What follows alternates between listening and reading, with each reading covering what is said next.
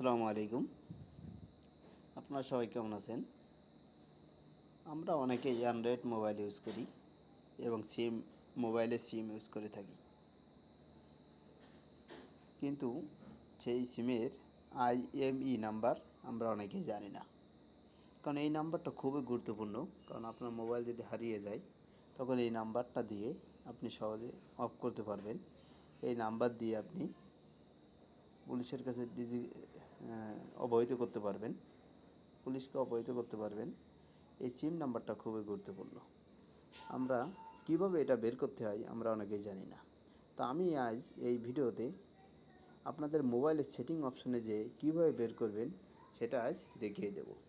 এর জন্য আপনাদেরকে ফার্স্টে যেতে হবে আপনাদের মোবাইলে যে সেটিং অপশনটা আছে, আমি তীর চিহ্ন দিয়ে দেখিয়ে দিব। এই যে সেটিং অপশনে যাবেন।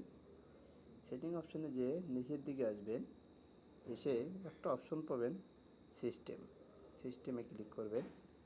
সিস্টেমে ক্লিক করে আপনি অ্যাবাউট একটা অপশন পাবেন, অ্যাবাউটে ক্লিক করবেন। অ্যাবাউটে ক্লিক করে নিচের দিকে যাবেন।